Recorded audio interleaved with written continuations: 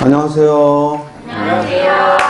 예, 오늘은 단원별 문제풀이 우리 첫 시간을 갖도록 하겠습니다. 자, 1번 문제부터 보죠. 자, 다음 중 표준발음법에서 규정한 표준발음이 아닌 것 됐어요. 자, 우리가 발음에서 주의할 점은 항상 두 가지 발음이 나는 것, 이걸 주의하면서 접근하자라고 했습니다. 자, 1번 시계 하면요, 우리말의 여의는 즉 여의 그대로 발음하는 것이 원칙이지만 뭘 허용한다?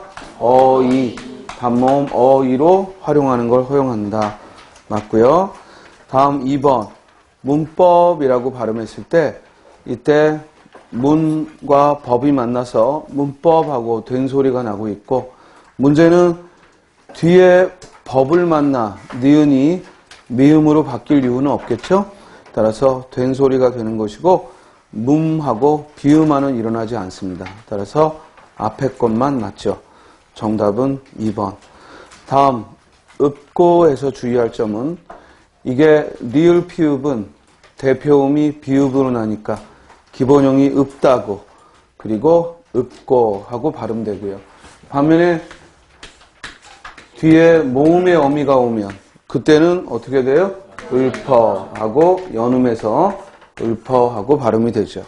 그러니까 항상 어떤 발음 문제가 나왔을 때는 내가 먼저 발음을 해보고 그런 다음 발음교가 맞는지 이렇게 접근을 하고, 절대 이론적으로 머릿속으로 생각하고 발음을 보지 마시고 직접 발음을 해보고 접근하자라고 했어요. 자, 4번은 선생님이 강조했던 거죠.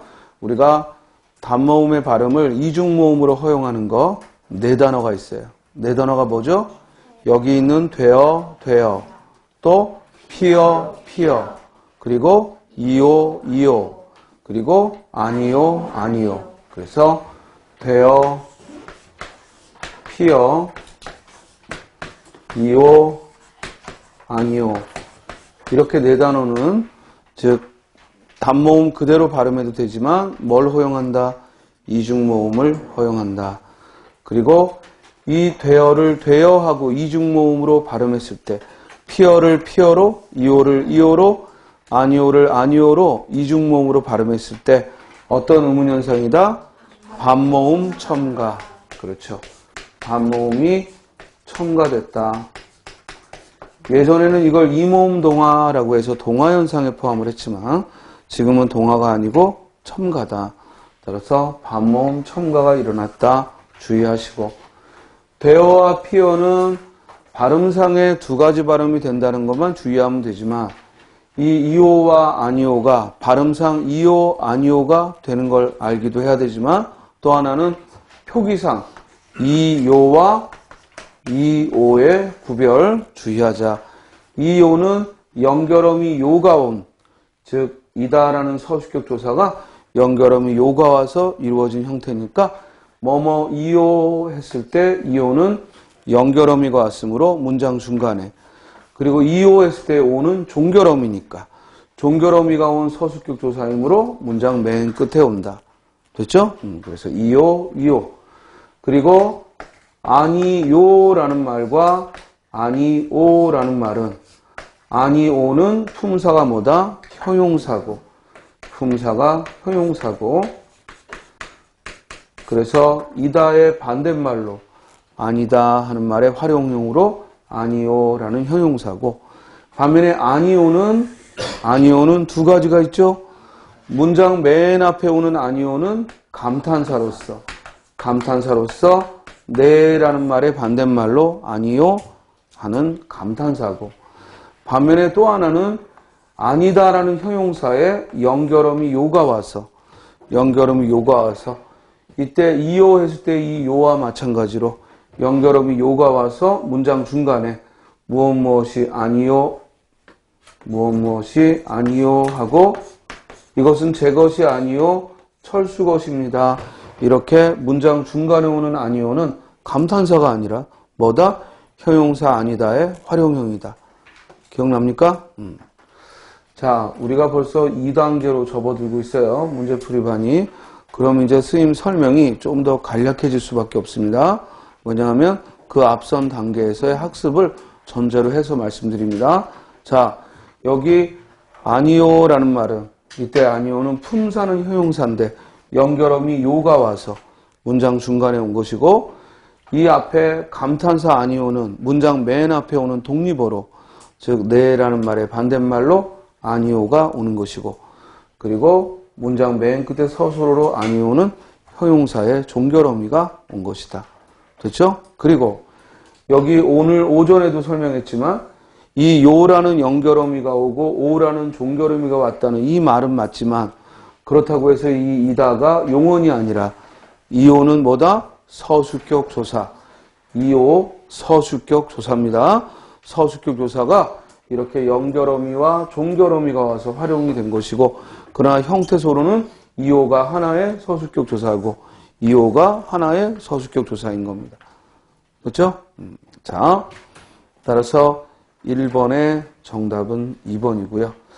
여기서 여러분들이 발음상 두 가지가 되는 거 항상 주의하고, 우리 이 예라는 발음은 어떤 경우에만 예 그대로 발음한다고요?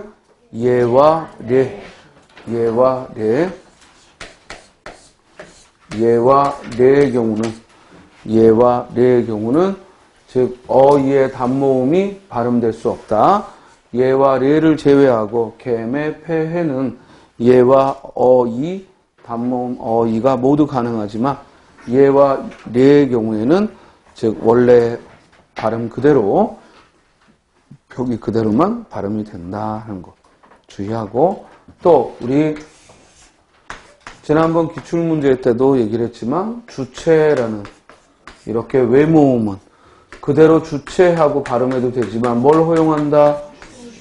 주체하는 이중모음의 발음을 허용한다.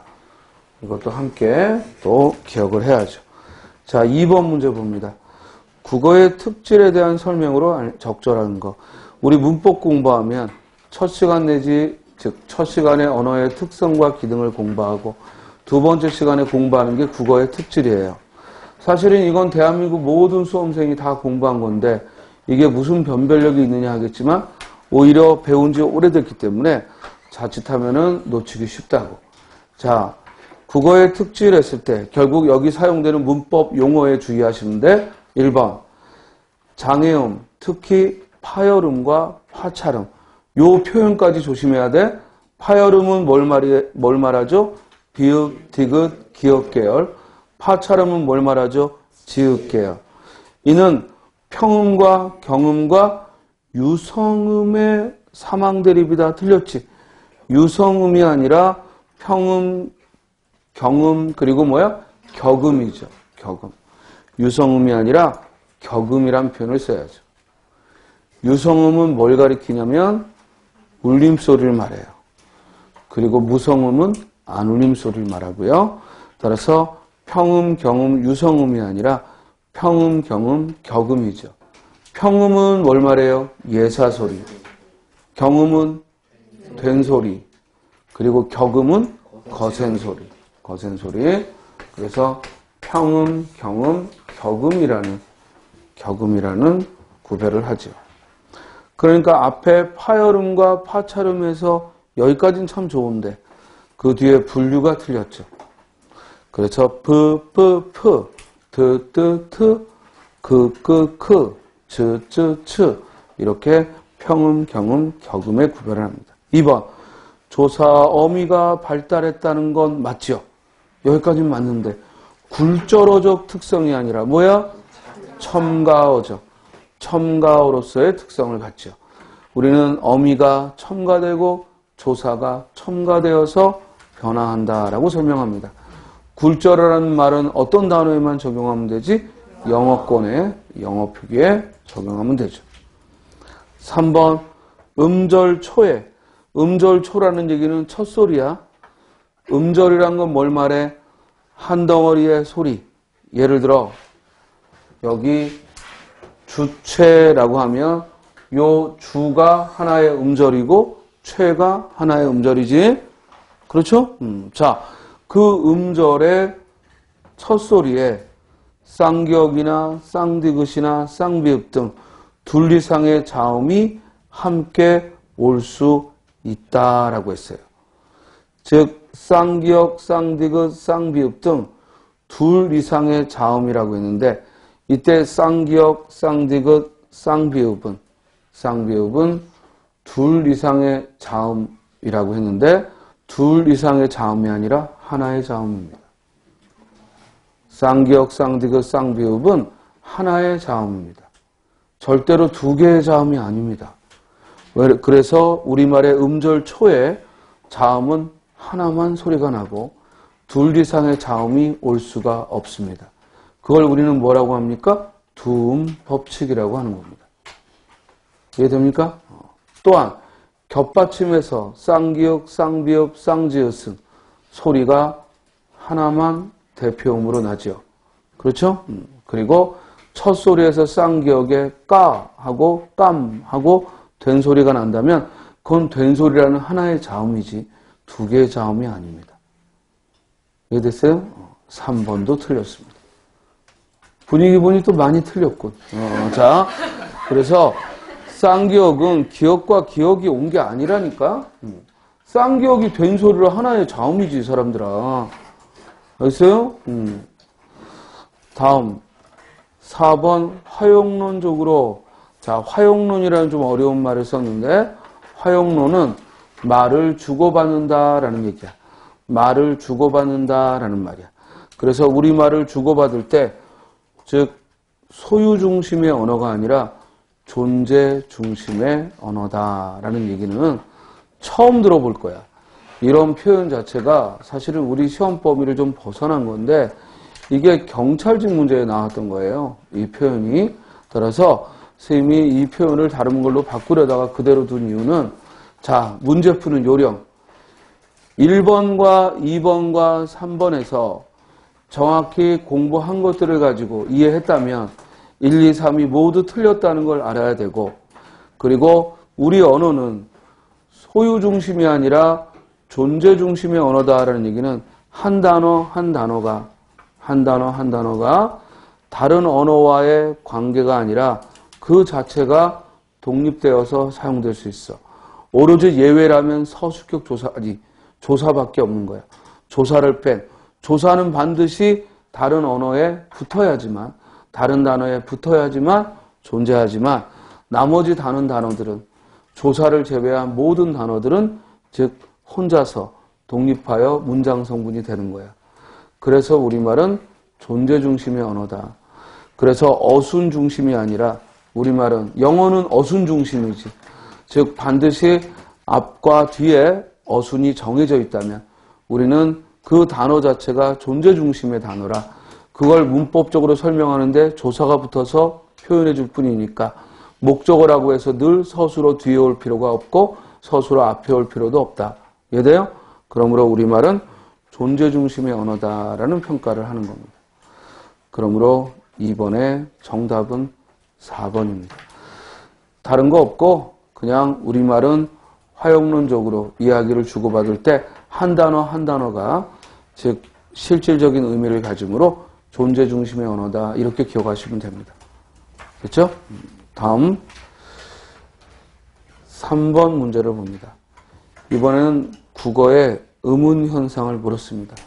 적절하지 않은 거 1번 자음군 단순화는 겹받침을 가진 형태소 뒤에 모음으로 시작하는 문법 형태소가 결합할 때 일어나는 현상이다. 맞다 틀리다? 틀렸죠. 왜냐하면 자음군 단순화는 음절 끝에서 뒤에 자음의 형태소가 올 때 자음의 형태소가 와서 음절 끝에 소리 날 때 대표음이 소리 나는 걸 우리는 자음군 단순화라고 하는 겁니다. 그렇지 절대 뒤에 모음으로 시작하는 문법 형태소라 하면은 이는 문법 형태소에 세 가지가 있죠. 뭐예요? 조사, 어미, 접사. 이때 모음의 형식 형태소, 문법 형태소가 오면 연음되니까 자음군 단순화는 일어나지 않죠. 이해됩니까? 자, 따라서 1번은 자음군 단순화가 탈락이라는 설명은 맞는데 겹받침을 가진 형태소 뒤에 모음으로 시작하는 문법 형태소가 올 때에는 즉 탈락이 일어나는 게 아니라 연음됩니다. 예를 들어 값이라는 말을 우리가 겹받침이 왔죠? 그럴 때 뒤에 도가 오면 자음의 문법 형태소가 올 때에는 발음하면 어떻게 돼요? 값도. 그렇죠? 그러므로 비읍, 시옷의 대표음, 비읍이 나고 음절 끝에 오는 겹받침은 비읍 하나의 대표음만 나요. 그리고 두 개의 자음이 어울려 있어서 자음군인데 그 대표음, 비읍만 남았으니까 이때는 탈락이 일어났고 이를 자음군 단순화라 해요. 그런데 지금 설명한 대로 이 자음군 단순화의 적용으로 뒤에 모음의 형태소가 오면 그렇죠? 그러면 얘는 발음하면 뭐가 돼요? 값이라고 발음이 되어서 이때는 비읍 시옷의 대표음 비읍이 나는 건 맞는데 이 시옷이 없어진 게 아니라 어디로 갔어요? 뒤에 첫 소리로 옮겨갔고 다시 그 시옷은 앞에 안울림 소리 비읍을 만났기 때문에 된 소리가 된 거죠. 그러므로 이때에는 자음군 단순화가 탈락으로 일어난 게 아니라 연음되어서 음절의 끝소리 규칙만 적용이 되고 그리고 된 소리 되기가 일어나는 거죠. 지금 무슨 말인지 알겠어요? 여기서는 대표음이 비읍이 났는데 시옷이 탈락했어. 그러니까 이 경우는 자음군 단순화가 일어나고 그러니까 탈락이 일어나고 동시에 모두 일어났어. 된 소리 되기가 일어난 거고 반면에 이 경우는 비읍 시옷이 대표음 비읍만 나는 건 맞는데 이때는 탈락이 일어난 게 아니라 시옷이 뒤로 가서 연음되어서 된 소리만 일어난 거니까 음음 변동은 뭐만 일어난 거야? 된 소리 되기만 일어난 거지. 이해됐습니까? 그래서 연음이 될 때는 자음의 위치가 바뀌지 절대로 음음 변동이 일어났다고 얘기하는 거 아닙니다. 이해됩니까? 예를 들어 꽃이 그러면 발음하면 어떻게 되죠? 꽃이. 이러면 음음 변동이 일어난 게 아니야. 음음 변동이 일어난 게 아니고 뭐라고 설명을 하냐면 연음됐다라고 말을 하고 연음됐다라고 말을 한다는 이유는 즉 받침의 치읓이 뒤에 첫 소리로 옮겨간 거야. 이해돼요? 그러므로 이때는 음음 변동은 일어난 게 없어. 음음 변동은 일어난 게 없는 거야. 대신 발음상 연음됐을 뿐이지. 이해했어요? 자, 반면에 여기 꽃 뒤에 이제 모음의 실질 형태소가 오면 꽃하고 뒤에 위라는 명사가 와서 꽃 위에 이러면 이때는 발음이 어떻게 돼요? 꽃 위에. 이때는 이 치읓이라는 받침이 대표음 뭐가 됐어요? 디귿이 됐죠. 그러므로 음절의 끝소리 규칙 교체가 일어났죠. 교체가 일어난 후에 연음이 됐기 때문에 그때는 절음현상이라고 얘기를 하는 거예요. 그러니까 이때는 절음법칙이 일어났고 절음법칙이 일어났다는 얘기는 교체가 먼저 이루어지고 연음됐다는 얘기입니다. 이해됩니까? 그러므로 이때는 음음 변동이 뭐가 일어난 거야? 교체가 일어난 거고 반면에 이렇게 모음의 형식 형태소가 왔을 때에는 연음만 일어났으니까 이런 경우에는 음음 변동이 일어났다고 말하지 않습니다. 우리가 연음이라는 말과 절음이라는 말은 음음 변동의 용어가 아닙니다. 음음 변동의 용어가 아니고 연음은 무슨 말이냐면 이어 발음했다. 절음은 무슨 말이야? 끊어 발음했다. 이 뜻일 뿐이야. 그러니까 절음 현상이 음음변동이 아니야. 절음이 일어났을 때 뭐가 먼저 선행되는 거야? 교체라는 음음변동이 일어나는 거고, 연음했을 때에는 아무런 음음변동이 일어나지 않는 거지. 이해됐어요? 전에 한번 어떤 친구가 선생님, 절음법칙, 연음법칙이라고 했을 때 그럼 연음법칙은 아무런 음음변동이 일어나지 않았는데 절음법칙은 어디에 해당되는 겁니까? 이렇게 묻더라고. 이 절음이나 연음이라는 말은 음음변동의 종류가 아니에요. 이건 음음변동의 종류가 아니고 뒤에 모음으로 시작하는 형태소가 나왔을 때 이어 발음하는 경우, 끊어 발음하는 경우 이런 얘기일 뿐이에요. 이해돼요? 그러니까 여기 기억이 오고, 즉 예를 들어 목, 그리고 여기 실질 형태소 위가 왔어. 발음하면 어떻게 돼? 목 위에 이렇게 발음되겠지? 그럼 이거 실질 형태소에 모음이 왔으니까 연음한 거야, 절음한 거야? 이건 그냥 이어 발음했잖아. 대표음으로 바뀐 게 안 일어났잖아. 그러니까 그냥 이어 발음한 거지. 끊어 발음한 게 아니지. 그러니까 결국 이 뒤에 어떤 형태가 오느냐에 따라서 결정되는 게 아니라 이 받침과 이 뒤에 오는 말의 관계에 의해서 결정되는 거야. 이 받침이 충분히 기역, 니은, 디귿, 리을, 미음, 비읍, 이응 중에 하나가 받침에 발음이 올 때에는 절음 현상과는 상관이 없는 거지. 반면에 이렇게 받침에, 즉 저 7개 대표음 이외의 것이 받침이 왔을 때 그때 이제 뒤에 오는 모음이 형식 형태소냐 실질 형태소냐에 따라서 연음된 것이냐 절음된 것이냐 이런 질문을 하는 거예요. 저런 건 가지고 질문하지 않죠. 저런 그냥 연음된 겁니다. 이해됩니까? 자, 반드시 요 받침이 음절 끝에 오는 대표음이 아닌 그 이외에 받침이거나 겹자음이 올 때 그때 이제 뒤에 오는 모음이 형식 형태소가 오면 뭐가 일어난다? 연음하여 소리내고, 반면에 뒤에 실질 형태소에 모음으로 시작하는 형태소가 오면 절음하여 소리낸다. 이런 뜻이라고요. 그리고 절음하여 소리날 때는 어떤 음음 변동이 일어난다? 교체가 일어나는 거예요. 알겠죠? 자, 다음. 따라서 1번 틀렸고, 그러므로 정답은 몇 번?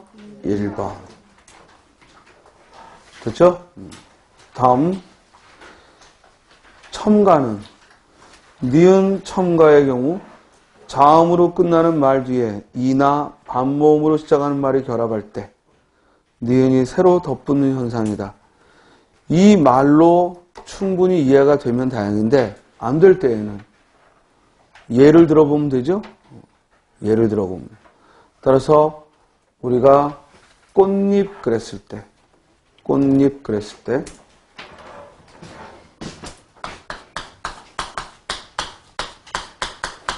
이걸 발음하면 꽃잎이 되고, 여기 이로 시작하는 모음 이로 시작하는 형태소가 받고, 그러므로 없던 니은이 첨가됐고, 그리고 그 니은이 첨가되다 보니까 이 꽃의 대표음 디귿이 이 니은을 만나 니은으로 비음화가 일어났다. 이렇게 또 설명할 수 있죠.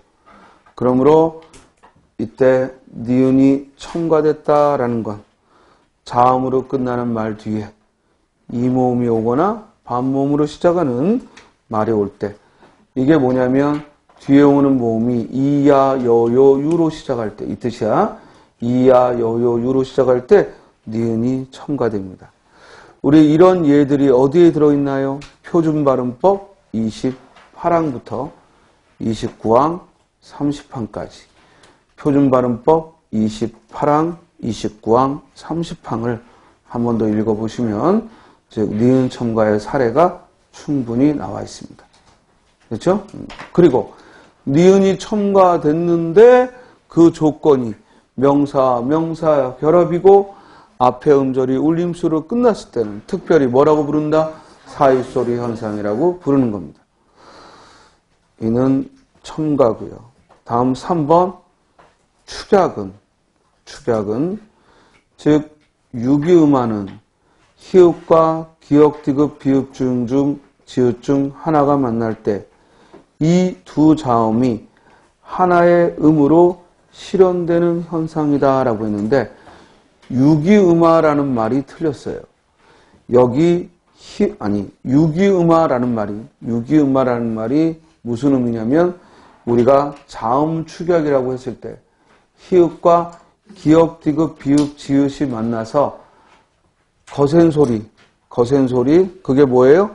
히읗, 티읕, 피읕, 치읓 이걸 다른 말로 유기음화라고 해요. 근데 이 유기음화는 여러분들한테 선생님이 설명한 적이 한 번도 없어요. 그러니까 이런 안 들었던 문법 용어가 나왔을 때는 그 문법 용어에 치우치지 말고 그 예가 과연 축약의 예로 적절한지를 보세요. 그래서 자음 축약을 다른 말로 뭐라고도 부른다? 유기음화라고 부르는 거예요. 그래서 유기음화란 뭘 가리킨다? 자음 축약을 유기음화다라고 이야기를 합니다. 그렇죠? 그래서 3번도 올바른 표현입니다. 여러분들이요, 공부를 하다 보면 1단계 기출문제를 하고 그리고 그 다음부터는 전부 단원별 또는 모의고사 모두 예상문제를 고집하는데 선생님은 분명히 말하지만 기출문제보다 더 좋은 예상문제는 없습니다. 지금 여러분들이 보고 있는 이 문제는 경찰직 기출문제예요. 그럼에도 불구하고 문제가 난이도가 높아요. 그리고 용어가 못 보던 게 많아요. 그래서 여러분들이 내가 보는 직렬과 관계없는 문제다 해서 무시하지 말고 반드시 학습해야 되기 때문에 지금 살펴보고 있는 겁니다. 알겠습니까? 그래서 여기서 여러분들이 하나 배울 것은 이미 기출된 문제에서 이 못 보던 문법 용어는 절대로 답을 찾는데 관건이 되지가 않아요. 대신 새로 등장한 문법 용어는 다음 시험에 있어서는 해답의 관건 또는 관건이 될 수 있어요. 그러니까 반드시 왜 비웃냐? 그래서 반드시 이 용어를 알아두자 이 말이야. 자, 그래서 3번 다시 보면 축약 현상의 사례를 설명한 건데 일단 우리가 알고 있는 접근을 하면 히읗과 기역, 디귿, 비읍, 지읒이 만나 뭐가 되는 거야? 히읗, 티읕, 피읕, 치읓이 되는 건 분명히 축약의 설명으로 맞아요. 그런데 그걸 용어상 뭐라고도 부른다? 유기음화. 이거 잊지 말고요. 유기음화를 말합니다. 그 다음 4번으로 가면요. 교체의 경우입니다. 교체는 다른 말로 뭐라고도 불러요? 대치. 이건 이미 예전에 서울시에서 한번 대치라는 용어를 썼고, 자, 유음화는 뭘 말하죠? 유음화가 뭐야? 리을로 바뀌는 거야. 비음, 니은이 유음, 리을로 바뀌면 유음화라고 했지. 즉, 니은이 앞이나 뒤에 오는 리을의 영향을 받아 리을로 동화되는 현상이다. 이걸 우리는 유음화 또는 자음 동화. 그러므로 동화 현상. 맞죠? 예를 든다면 뭐야? 신라, 진리 이런 말들. 그래서 이음절의 단어의 경우에는 100% 니은과 리을이 만나면 뭐가 일어난다? 유음화가. 그래서 리을로 발음된다. 설릉 여기고 그리고 신라고 진리죠. 그러나 삼음절일 때에는 유음화가 일어나기도 하고 또는 비음화가 일어나기도 한다. 대관령 할 때는 리을 유음화가 일어나지만 공권력 할 때는 니은 비음화가 일어난다. 이해했어요? 자, 따라서 3번의 정답은 몇 번? 1번이 됩니다. 아마 2번, 3번 모두 틀린 친구들이 많을 거야. 물론 무서운 친구는 1번도 틀렸을 수 있는데 우리가 요 세 문제 모두 틀려도 실망하지 말고, 알겠어요? 선생님이 강조하는 거 공부하면서 미리 실망할 필요 없어. 알겠어요? 오히려 어떤 마음으로 풀어야 돼? 다행이다. 내가 시험 보기 전에 만났으니까 다행이다. 이런 마음으로 하세요. 됐습니까? 긍정적인 생각으로 공부하고 긍정적으로 문제를 풀어야 합격합니다. 모르는 거 몇 개 눈에 띈다고 막 질질 짜면서 시험 문제 푼다고 즉 시험이 너에게 행운의 손길을 보내지 않습니다. 오히려 1번 봤는데 모르는 한자가 나왔어. 에이 틀렸군 하고 자신감 있게 다른 것부터 하세요. 2번 봤더니 또 모르겠어. 에이 뭐 2개쯤이야 하고 또 푸는 거야. 알겠어요? 아니 국어가 꼭 100점 나와야 합격하는 건 아니잖아. 됐습니까? 합격할 만큼만 하면 돼. 그러니까 하는 데까지 긍정적으로 해나가자 이 말이야. 자, 만약에 1번부터 20번까지 다 A 모르겠다 그러고 다 모르겠어. 그러면 내년에 보자. 우선은 그냥 그러고 하면 되는 거야. 합격하면은 모든 게 끝나는 거야. 그러니까 너무 그렇게 막 긴장해가지고 하면 있는 실력도 안 나와. 좀 여유롭게 해야 없는 실력도 나옵니다. 자, 3번은 따라서 정답은 1번. 4번 봅시다. 한글 맞춤법 제30항은 사회시효 표기 규정을 써놓은 겁니다. 이때 그 표기가 모두 올바른 것을, 그죠? 올바른 것을 고른 거예요. 그러면 여기서 먼저 우리가 늘 공부하고 아는 것부터 접근을 해봐. 그러면 등굣길은 수없이 예를 들어줬잖아. 그렇지? 일반적인 길은 사이시옷을 표기하고 그러나 주소지에서의 도로명은 사이시옷을 쓰지 않는다. 그러므로 등굣길 시옷받침 또 하굣길 시옷받침 그렇죠? 그리고 횟수는 둘 다 한자어지만 예외적으로 사이시옷을 쓰는 표기. 그럼 답은 3번 쓰고 나와야죠. 뭘 망설여? 됐습니까? 이것도 틀렸냐? 이 무서운 애들아. 이게 아니 공부하던 걸 봤는데 뭘 망설여? 첫사랑은 사이시옷의 예가 안 되지. 왜? 첫이 관형사야. 아니 합성어하고 사이시옷하고 무슨 관계 있어? 이라 합성어면 사이소리 현상에 해당이 되지 당연히. 사이소리 현상의 조건이 두 개 뭐야? 합성명사고 아분절이 울림소리다 이건데 당연히 합성명사라는 건 사이소리의 조건이니까 합성어라 틀렸다? 아니지. 왜 틀렸어? 합성명사가 아니기 때문이지. 합성어는 되는데 합성명사라는 조건에 안 맞기 때문이지. 첫은 뭐예요? 관형사예요. 그래서 관형사와 명사가 어울린 거니까 이는 합성명사가 아니므로 사이소리 현상과는 관계가 없죠. 그리고 이때의 시옷은 시옷이 사이시옷 표기로 들어간 게 아니죠. 첫이라는 말이 본래 시옷을 받침으로 가지고 있는 단어지. 또 소나깃밥이라고 했을 때 갑자기 막 먹는 즉 한꺼번에 막 먹는 걸 의미하는데요. 본 적이 없잖아요. 이 단어를. 그죠? 즉 한글 맞춤법 30항에서 소나깃밥은 예문으로 안 나와요. 그러므로 틀렸죠. 소나기밥이죠. 소나깃밥이 아니라 뭐야? 소나기밥. 선생님이 그랬지. 아는 거로 풀라고. 자꾸만 모르는 단어도 이럴 거야 라고 풀지 말고 아는 거로 풀라고. 배우고 익힌 거로 풀었는데 틀리면 선생이라도 원망하면 되지. 알겠어요? 그러나 배우고 익히지 않은 게 나왔을 때 괜히 거기에 대해서 의미 부여하지 마. 알겠죠? 그리고 한글 맞춤법 30항은 한 번 더 공부해야죠. 또 한 번 가서 복습할 때 한글 맞춤법 30항 한 번 더 예들을 읽어보세요. 그 예를 벗어난 예는 안 나옵니다. 됐습니까? 사이시옷에서 어렵다 싶으면 바로 그 한글 맞춤법 30항에 나와 있는 그 구석지에 있는 단어들을 예로 낼 뿐입니다. 알겠죠? 자, 4번의 정답은 3번, 5번. 형태소 묻는 거네요. 근데 질문이 뭐예요? 실질 형태소이면서 의존 형태소인 거. 그건 뭐밖에 없어요? 그렇지. 어감밖에 없죠. 그러니까 답은 몇 번? 4번. 알면 빨리 풀 수 있는 그런 문제입니다. 우리는 여기서 분석을 더 해보죠. 저 나뭇잎은 참 빨갛다. 자, 저 나뭇잎은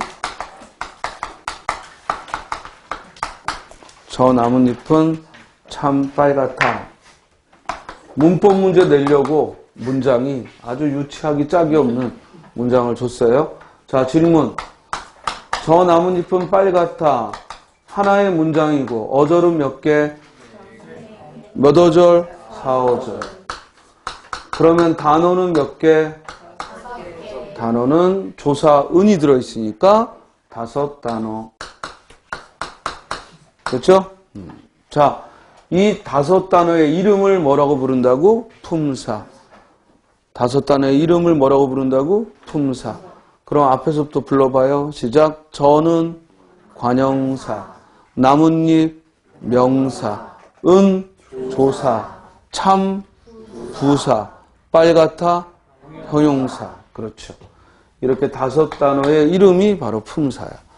자, 이제 이 단어들을 이루고 있는 걸 형태소로 나누라 이건데, 형태소로 나눈다는 얘기는 뭘 찾으라는 거야? 형식 형태소와 실질 형태소를 구별한다 이거야. 이미 조사는 찾아 놓은 거니까 단어에서. 그럼 뭐만 더 찾으면 돼? 어미와 접사만 더 찾으면 되죠. 그럼 해봅시다. 저라는 말은 하나의 단어이고 하나의 형태소고 하나의 실질 형태소고. 그렇죠? 그리고 자립 형태소냐 의존 형태소냐 하면 뭐라고 대답해야 돼? 자립 형태소. 혼자 썼잖아. 그렇죠? 이걸 헷갈리면 안 돼. 관형사 저는 문장에서 혼자 쓸 수 없어. 반드시 뭐야? 체언이 뒤에 와야 돼. 그러나 단어로서 관형사는 혼자 단어 역할을 하지. 그러므로 관형사는 자립 형태소인 거야. 이게 용어가 달라. 관형사는 분명히 자립 형태소지만 문장에서 혼자 못 쓰여. 왜? 반드시 뒤에 뭐가 와야 돼? 체언이 와야 돼. 그러니까 문장에서 역할을 할 때는 반드시 관형사는 체언이 뒤에 와야 돼. 그러나 단어로서의 역할을 할 때 관형사는 혼자 그대로 다른 것에 도움이 없이 관형사로서의 단어로 즉 사용이 됐으니까 분명히 형태소로는 자립 형태소야. 알겠죠? 다음. 그리고 우리말에서 의존 형태소는 4개야. 4개. 의존 형태소 4개. 뭐예요?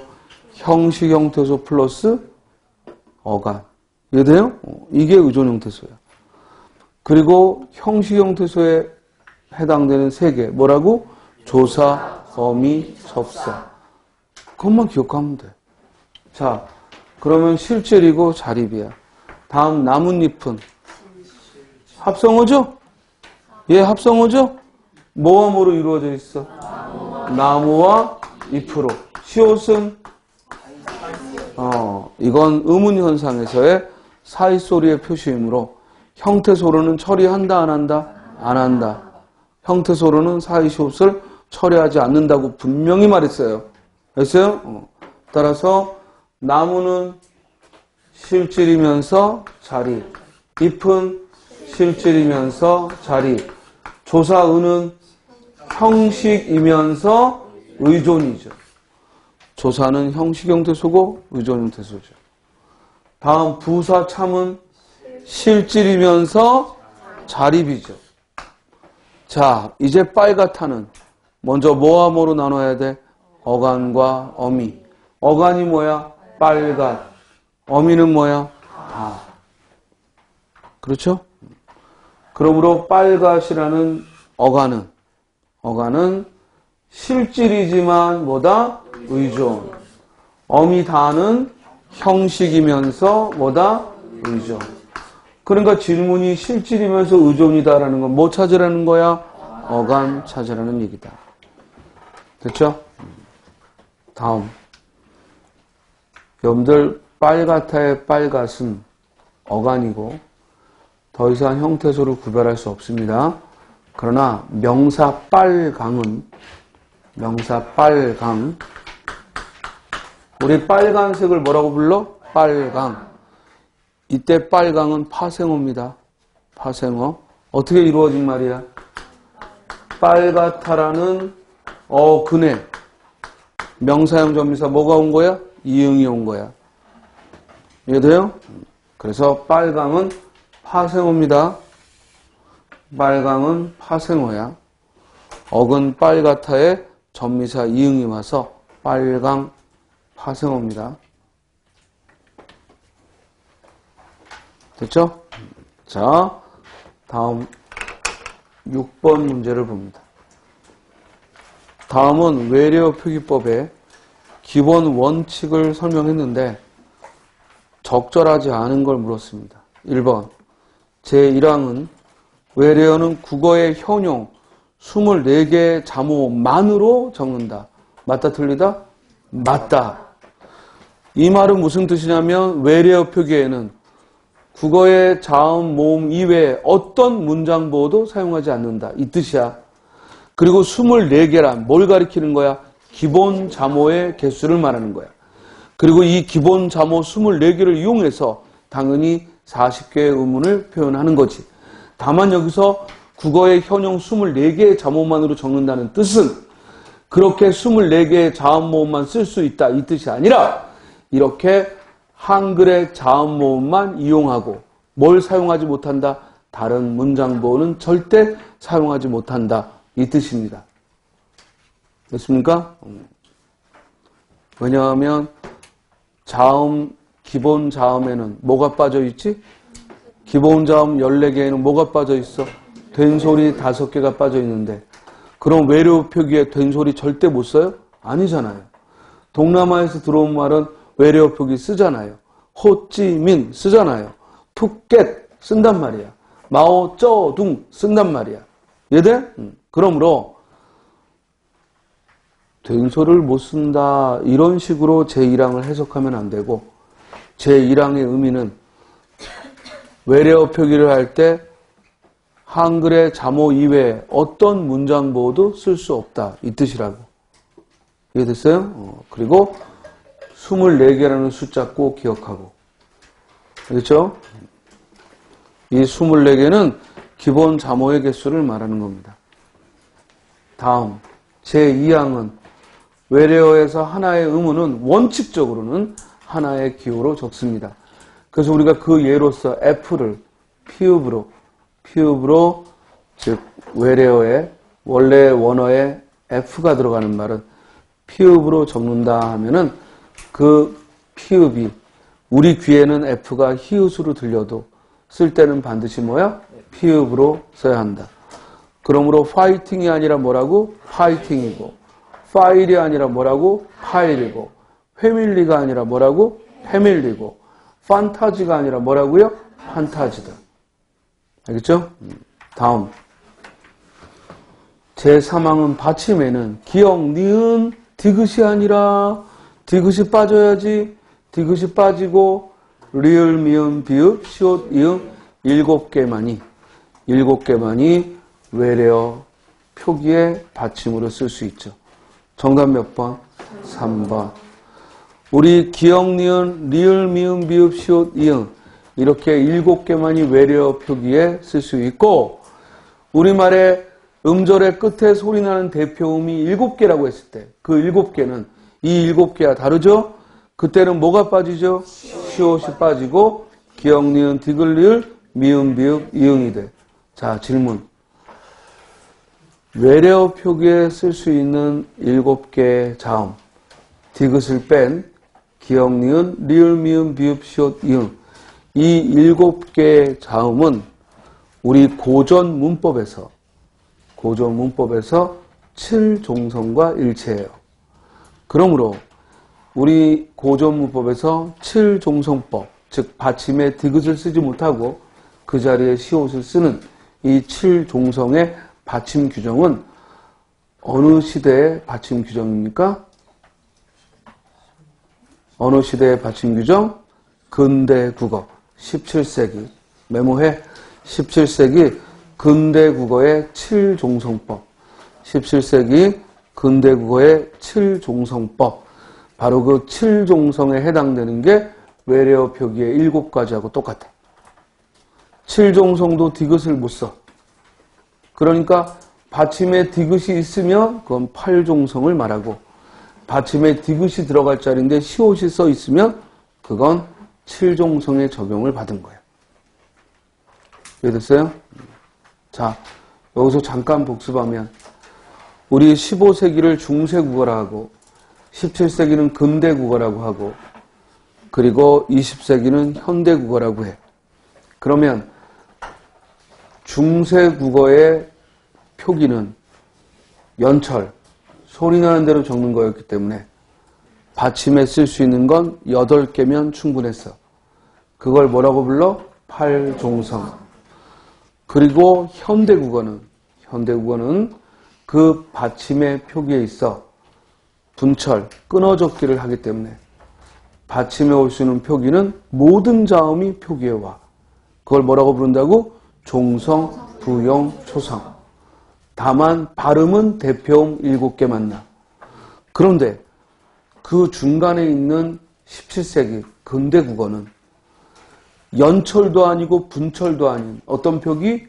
중철, 혼철 표기였어. 과도기의 표기였어. 그래서 받침에 있어서 여러분들이 모든 게 들어온다고 착각하기 쉬운데 그 17세기의 받침 규정은 뭐였다? 칠종성이었다. 기억하세요?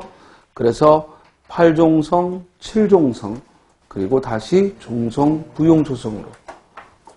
됐죠? 이따 문제로도 하나 나올 겁니다. 다음. 그럼 6번에 잘못된 표현은 몇 번? 3번이고요. 제4항. 파열음의 표기에는 파열음이 뭐라고요? 비읍, 디귿, 기억해요. 된소리를 쓰지 않는 걸 원칙으로 합니다. 그런데 이는 서양에서 들어온 외래어고요. 동남아에서 들어온 외래어는 된소리를 쓰는 걸 허용합니다. 됐습니까? 따라서 원칙적으로만 된소리를 쓰지 않는 걸 원칙으로 합니다. 그리고 우리가 외래어 표기는 절대로 어떤 이론에 끌려가지 말고 최소한의 이론만 기억하고서 나머지는 기본서에 있는 꼭 외워야 될 표준어, 꼭 외워야 될 외래어, 이 외래어를 암기하라고 했습니다. 그 이유가 뭐 때문이라고요? 바로 제5항 때문에 그래요.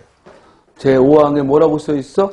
이미 굳어진 외래어는 관용을 존중하되. 이 말은 뭐냐면 이미 굳어진 건 굳어진 대로 쓰자 이거예요. 그래서 그 대표적인 게 뭐라고? 라디오. 원래는 레이디오인데 레이디오라고 쓰지 않고 뭐라고 해? 라디오. 또 원래는 모델을 마들이 원래의 표기인데 마들이라 하지 않고 뭐라고 그래? 우리는 모델. 이런 것들은 다 한국적 발음을 그대로 외래어로 가져온 것입니다. 됐습니까? 자, 그래서 6번의 정답은 몇 번? 3번. 7번으로 갑니다. 반드시 공부해야 될 고전 중에 하나인데 우리 이 기회에 공부를 해봐야죠. 우리 지난달에는 훈민정음 한번 해봤고 이번에는 용비어천가. 이 글은 용비어천가죠. 용비어천가는 전체가 125장으로 이루어진 장르가 어디에 속하죠? 장르가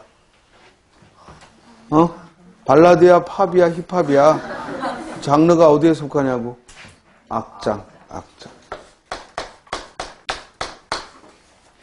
이 악장이라는 용어 잊으면 안 돼. 악장은 15세기 초 궁중 음악의 노랫말을 궁중에서 종묘제약 시 사용했던 그 전통음악의 노랫말을 악장이라고 하는 거예요. 그러니까 이 악장 문학은 15세기 때 이외에는 지어지지 않지. 왜냐하면 조선왕조를 즉 창업을 찬송하고 조선왕조의 영원한 발전을 기원하는 이런 노래들은 조선왕조 초반에 만들어진 다음 더 이상 지을 이유가 없는 거죠. 이해돼요? 그래서 이 악장문학이라는 것은 15세기 궁중음악에만 사용했던 그 노래 가사의 그 노랫말을 우리는 악장이라고 부르는 거예요. 대표적인 악장문학의 대표적인 게 바로 용비어천가와 그리고 부처님의 공덕을 그린 월인청강지곡이. 15세기 악장문학의 대표적인 작품 두 개가 뭐라고? 용비어천가와 또 하나가 월인청강지곡이야. 월인청강지곡은 부처님의 덕을 노래한 것이라 공무원 시험에 낼 수가 없어. 왜? 종교적으로 편중되어 있기 때문에. 예를 들어 우리 국어 시험에 찬송가를 낼 수는 없잖아. 마찬가지로 월인청강지곡은 우리 문화적 유산임에도 불구하고 기독교인들의 또 반발도 있기 때문에 시험에 거의 안 나. 그러나 용비어천가는 조선왕조를 창업을 칭송하고 그 발전을 기원한 것이라 종교색이 없죠? 그러므로 즉 시험에 출제를 자주 하죠. 자, 이 용비어천가는 대표적인 악장문학이야. 그런데 이 악장은 장르의 이름이고 이제 문학의 갈래로 하면 악장은 어떤 갈래야? 선생님이 문학의 갈래라고 질문하면 여러분들 머릿속에 뭐가 떠올라야 돼? 서정, 서사, 극, 교술 이게 떠올라야 돼. 근데 표정을 보니 안 떠올랐네. 다시 한번. 이 문학의 상위 갈래, 분류를 말하면 그 네 개를 떠올리는 거야. 이게 서정문학인지, 서사문학인지, 극문학인지, 아니면 교술문학인지. 서정, 서사, 극, 교술. 서정, 서사, 극, 교술. 이게 상위 갈래야. 이제 그 하위 갈래가 바로 서정문학에는 뭐가 들어가겠어? 고대가요, 향가, 고려가요, 시조, 현대의 모든 시. 그죠? 이런 게 서정문학이야. 다시 한번. 서정문학에 속하는 우리 고전, 현대를 모두 아울러서 서정문학에 속하는 거 뭐라고? 고대가요, 또 향가, 또 고려가요, 또 시조, 또 현대시 모두 다. 다음 서사문학하면 이 상위 갈래에 포함되는 하위 장르. 먼저 고대 문학에 보면 뭐 있어? 설화. 옛날 이야기 설화. 설화에 해당되는 세 가지 뭐라고? 신화, 전설, 민담. 신화, 전설, 민담을 설화라고 해. 이 설화는 바로 서사문학의 하위여지. 그리고 또 뭐가 있어? 한문소설과 한글소설. 그리고 판소리가 서사문학이야. 판소리의 소설도 서사문학이고 판소리도 서사문학이야. 그리고 현대소설 전부 다. 있습니까? 그래서 여러분들은 서사문학 하면 그냥 소설만 말하는 것 같지만 그건 현대문학을 말할 때고 고전까지 통틀으면 서사문학 하게 되면 설화문학이 포함되고 판소리가 포함되는 거지. 그렇죠? 그 다음 극문학에 포함되는 게 뭐야? 우리 전통극. 탈춤이나 인형극 같은 전통극이 바로 극문학의 하위여고 그리고 당연히 현대의 드라마나 희곡이 바로 극문학의 하위 갈래죠. 그렇죠?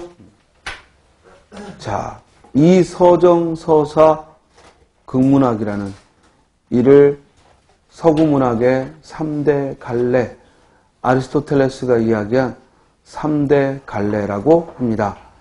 그래서 이렇게만 문학의 갈래를 세 가지로 분류하는 것이 가장 뿌리 깊은 전통이고 이렇게 따지면 우리 고전문학에서 현대문학에서 소위 말하는 수필이라는 것이 들어가기가 힘들어요.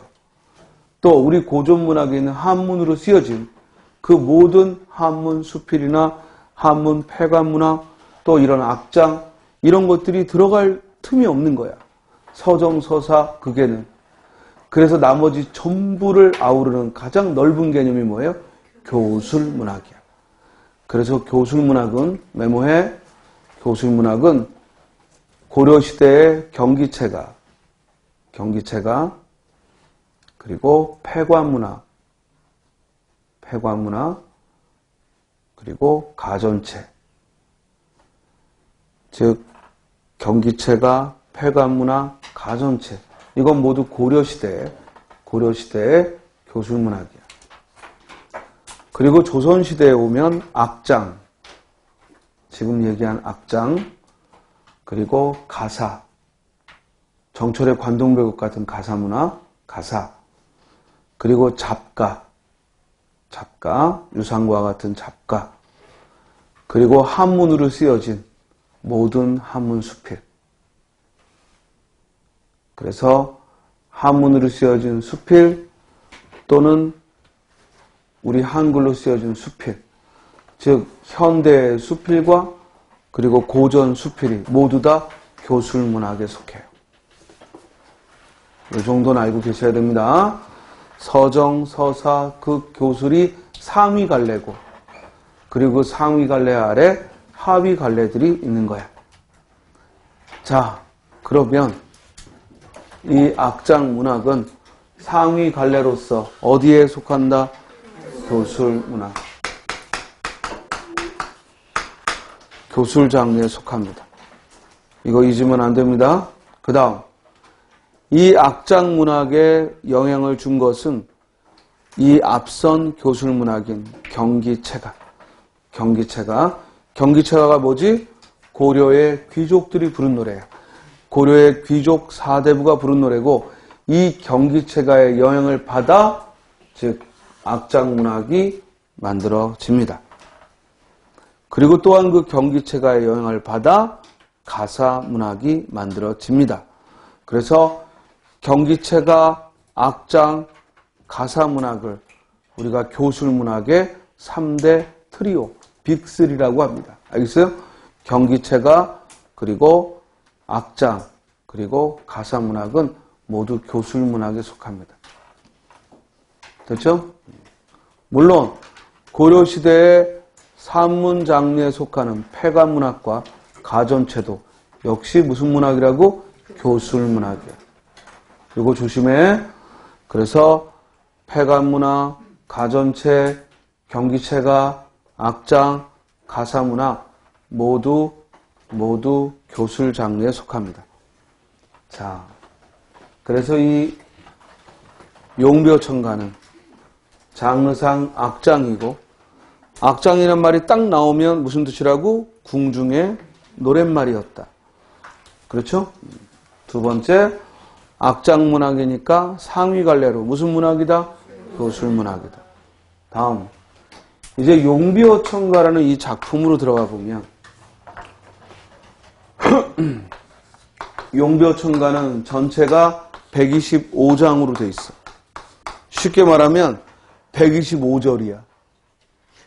그러면 아무리 궁중음악이라도 125절을 모두 공연하면 거기 있던 신하들 모두 쓰러지겠죠. 그래서 공연할 때는 이 중에 일부만 부릅니다. 그런데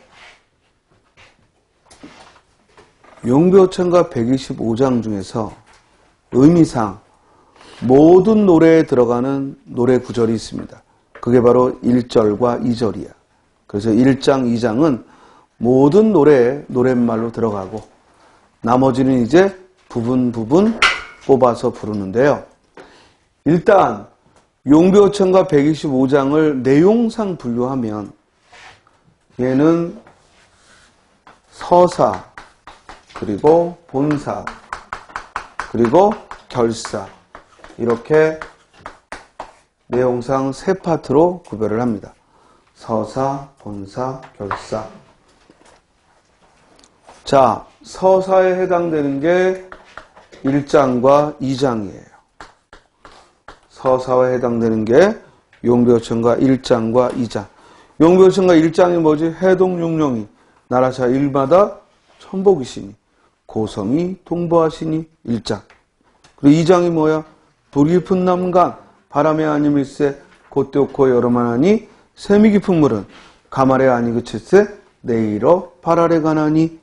이게 2장. 이 1장과 2장을 뭐라고 한다고? 서사. 그리고 이 부분은 조선왕조 창업의 정당성과 그 무궁한 발전을 기원하기 때문에 이걸 일명 개국송이라고 해요. 개국송이다. 한 번은 다 들어본 거야. 선생님이 문제풀이반 때 처음 설명하는 건 거의 없다고 보면 돼. 다 한 번은 이론반이든 심화반이든 얘기를 했던 거 그거 복습하는 거야. 지금 시험이 내일 모레인데 우리가 중요한 걸 지금 이제 배운다? 그러면 이미 지는 거지. 지금은 알고 있는 걸 뭐야? 숙련할 기간이야. 여러분들 머릿속에 안 떠올랐어도 배운 거라는 그 실마리만 잡아주면 돼. 이해돼요? 그래서 이거 내가 들어본 거지? 이러면 되는 거야. 금시초문이다. 그러면 위험한 거야. 알겠어요? 그러나 내가 들어는 봤어. 잘은 모르겠지만. 그러면 돼. 자, 일명 개국송이다 라고 불러. 본사는 몇 장부터 몇 장까지? 3장부터 109장까지. 3장부터 109장까지를 이 부분이 용비어천가의 핵심인 거야. 이 3장부터 109장. 그럼 이 3장부터 109장에 뭐가 나왔느냐? 바로 6조의 사적이 나왔어. 6조가 뭐야? 태조, 태종을 포함하여 조선왕조를 만드는데 기여했던 선왕들을 말하는 거야. 알겠어요? 자, 그 6조에 조선왕조를 만들기까지의 역사적 업적을 다뤘다고. 역사적 업적이라 사적이라는 표현을 쓰는 거야. 이들의 일대기가 이 3장부터 109장까지 이루어져 있어. 자, 이 6조를 외워놔야 돼. 6임금. 누구야? 목, 익, 도, 환, 태태. 그래서 목익, 도환, 태태. 목익, 도환, 태태. 목이 또 아파서 태태. 그래서 목익, 도환, 태태. 목은 뭐야? 목조. 익은 익조. 도는 도조. 환은 환조. 태는 태조. 두 번째 태는 태종. 세종 이전에 6임금을 나열한 거야. 아니 선생님 태조가 창업했는데 그 앞에 사람들은 뭡니까? 아버지, 할아버지, 증조, 고조를 모두 선왕으로 추대하는 거야. 그래서 조자를 다 붙이는 거야. 이해돼요? 원래 임금에게 조를 붙이는 건요. 새로운 왕조를 열 때 그때만 붙이는 겁니다. 아니면 반정이 일어나서 인조 반정처럼 새로운 핏줄이 왕이 되면 조를 붙이는 거고. 이해돼요? 왜 세조는 세조라고 했을까요? 왕위를 뺏어버렸잖아. 핏줄이 바뀌었잖아. 이해돼요? 반면에 나머지는 모두 종자를 붙이는 거고. 자, 그러면 그건 이제 국사님께 여쭤봐. 자, 그러면 목익, 도환, 태태. 그래서 목조, 익조, 도조, 환조, 태조, 태종. 이 6임금의 업적을 다룬 거야. 그래서 일명 뭐라고 불러요? 사적찬이라고 하는 거야. 그들의 업적을 예찬하니까 뭐라고 부른다? 사적찬. 그리고 이 본사 3장부터 109장은 전절과 후절로 이루어져 있는데 전절은 중국의 고사를 들고 후절은 그에 걸맞은 조선왕조의 고사를 드는 거야. 그래서 서로 대꾸를 이루는 거지. 중국이 이렇게 했는데 우리도 이렇게 했다.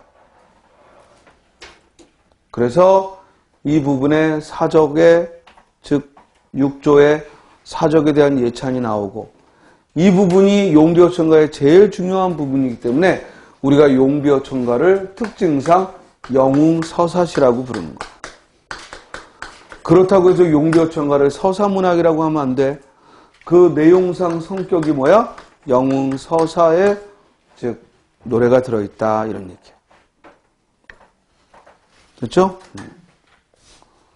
그 다음 끝으로 결사는 110장부터 125장까지 110장부터 125장까지가 결사 부분이고 이는 후대 왕에 대해 교훈을 담고 있기 때문에 우리가 왕에게 교훈을 권한다 해서 개왕훈이라고 불러.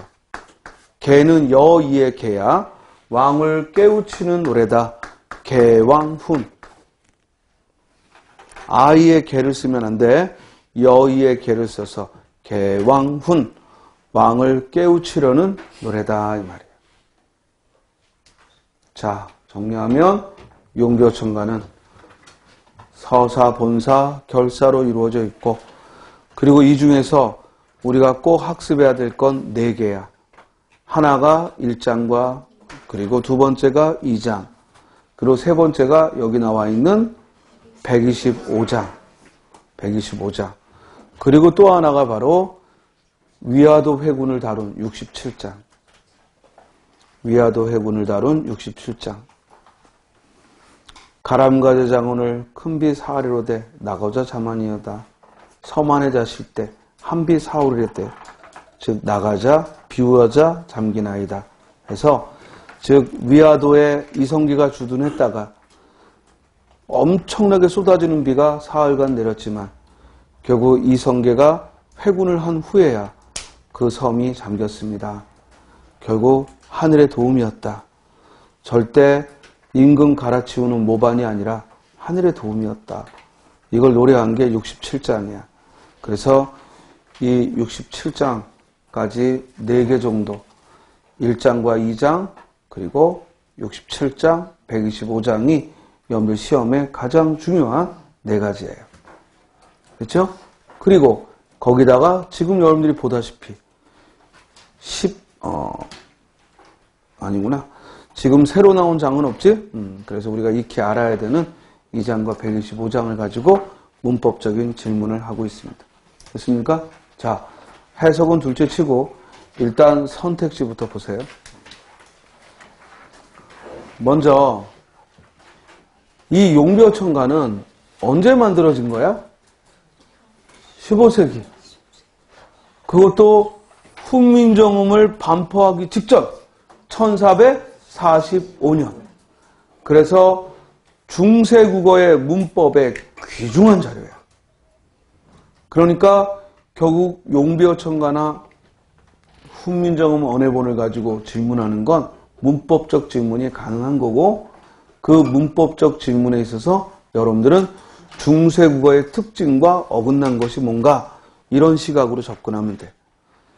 1번 중세국어의 오나 우는 대상법 및 인칭법, 선어말 어미로서 정아샨, 아라쇼쇼 등에 쓰였으나 근대 국어의 시기에 이르러 기능이 소실되고 이후 점차 소멸되었다. 자, 선생님하고 공부하면서 중세국어의 오우가 대상법 및 인칭법, 선어말 어미고 거기에 정아샨, 아라쇼서 이런 말을 들어본 적이 한 번도 없을 거예요. 그렇죠? 자, 우리 훈민정음 언해본을 공부하면서 높임의 선어말 어미를 하나 배웠을 거야. 현대국어에는 쓰지 않는 임금이라. 임금이 1인칭 주어라 높임의 선어말 어미 쓰인 게 하나 있지. 그게 뭐야? 맹가노니 할 때 오모음이야. 그 높임의 선어말 어미 오가 여러분들께 설명한 유일한 15세기 만에 높임 선어말 어미를 설명한 거야. 이해돼요? 그리고 정아샨이나 아라쇼셔는 오우가 쓰인 게 아니라 지금도 쓰고 있는 뭐가 쓰인 거야? 시라는 높임 선어말 어미가 쓰인 거지. 그러므로 1번은 전혀 관계없는 말을 길게도 써놓은 겁니다. 이해됩니까? 당연히 이런 높임법은 근대 국어에도 여전히 적용되는 거고, 근대 국어에 소멸된 건 임금에게, 즉 오라는 높임 선어말어미를 썼던 것만 현대에 와서 사라지고, 이 시를 쓰는 건 현대 국어에도 여전히 남아있는 문법적 기능이기 때문에 근대 국어에 소멸했다가 틀렸죠. 이해됐어요? 그리고 앞에는 오우가 대상법 및 인칭법이라는 설명은 뭐냐면 높임과 그리고 인칭에 따른, 높임과 인칭에 따른 구별에 쓰는 선어말어미다 이 말이야. 그런데 높임의 선어말어미 오는 예문이 없지. 여기 정화산이나 아라셔서는 인칭에는 관계가 없고, 높임의 선어말어미 샤만, 시, 샤 이런 이 형태로서 시, 샤를 쓴 거지, 절대 1인칭 주어가 임금일 때 그 인칭에 맞춰 높임 선어말어미 오나 우를 쓴다라는 말은 없어요. 예가 없다고. 그러므로 1번은 엉터리 설명이야. 다음 2번. 설명 의문문을 만드는 의문영어미 니 이까와 판정 의문문을 만드는 의문영어미 니 있고가 있고, 믿으니까 했을 때에는 상대 높임의 하쇼체가 즉 해당이 된다라고 했는데, 의문형 어미에는 아형의 어미를, 설명 의문문에는, 판정 의문문에는 오형을 쓰는데, 믿었습니까? 라는 즉 설명 의문문을, 그런데 가만히 보니까 믿으니까 라는 얘기는 믿었습니까? 라는 거고, 이건 yes, no를 말하는 거니까 설명 의문문이 아니라 뭐야? 판정 의문문이죠. 그러므로 판정 의문문에 있고가 아니라 뭘 쓰는 거야? 이까를 쓰는 거고, 그리고 설명 의문문에 있고를 쓰는 거지. 그래서 믿으니까는 따라서 판정 의문문에 속하고, 그러므로 판정 의문문의 어미는 있고가 아니라 이까고, 설명 의문문의 어미가 있고가 되는 거지. 지금 뭔 소리인지 모르겠지? 나도 지금 설명하면서도 여러분들이 이걸 알아들을까 싶은데 그냥 나는 했다는 증거를 남기기 위해 얘기를 하는 거고, 그러니까 쉽게 말하면 이거야. 설명 의문문이 뭐야? 의문사를 써서 어제 뭐 했니? 어제 몇 시에 잤어? 이런 게 설명 의문문이고, 판정 의문문은 밥 먹었니? 잠은 잤니? 즉 네 아니오로 대답할 수 있는 게 판정 의문이야. 그러면 믿으니까 라고 했을 때 이 믿으니까가 믿었습니까? 이 말인데, 이것을 믿었습니까? 라는 말인데, 이게 맞다면, 그렇죠? 이건 판정 의문문이잖아. 이해돼? 너 예수님 믿어? 너 부처님 믿어? 응, 아니? 이거밖에 없잖아.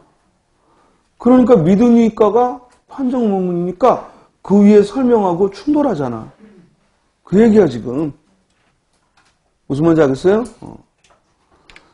3번을 가면 주체 높임의 시, 샤를, 객체 높임에는 삽, 잡, 잡을, 그리고 상대 높임에는 이, it을 쓰는데, 이게 높임법이 발달해 있고, 그리고 높임의 혹격조사 아는 히읗 종성에 채운 다음에 쓰였다.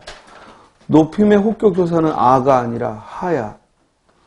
그래서 달아, 니마, 이해돼요?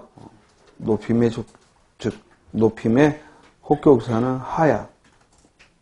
나머지는 설명이 맞는데 높임의 혹격조사가 아가 아니라 하야. 이건 언제 배웠냐면, 달아 높이곰 도다샤 어기야 머리곰 비추시라 할 때 달아 어떻게 해석했어? 달님이시여 하고 높임의 혹격조사다. 자, 설마 정읍사까지 기억이 나서 여러분들이 이걸 판단할 걸 기대하진 않아. 자, 문제는 그럼 선생님 결국 이런 문제 우리가 못 풉니까? 아니, 수업 시간에 정말 중요한 거는 기억나도록 설명한 게 있어. 4번을 가봐. 주격교사 이는 이뿐만 아니라 이응이 없는 이로 나타나거나 생략하기도 하고, 이게 바로 중세국어 주격교사의 특징이지.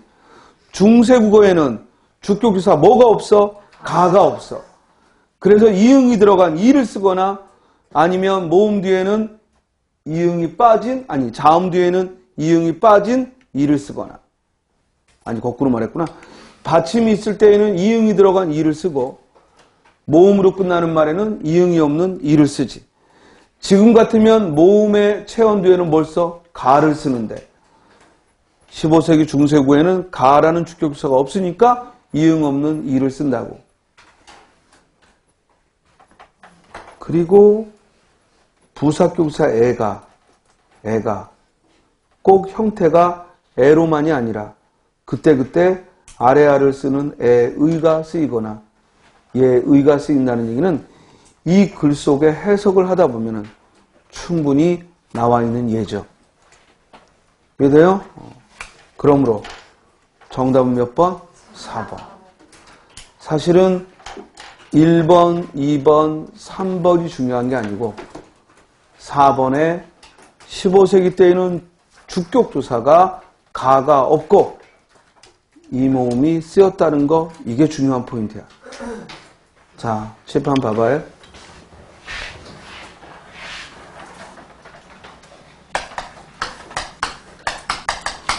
말쌈처럼 받침이 있는 말에는 이를 씁니다.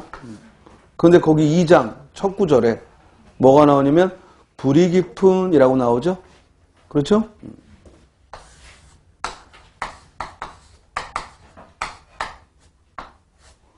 즉 불이 깊은 이라고 표현을 해요. 불이는 뿌리입니다. 이 모음으로 끝났으니까 가가 와야 되는데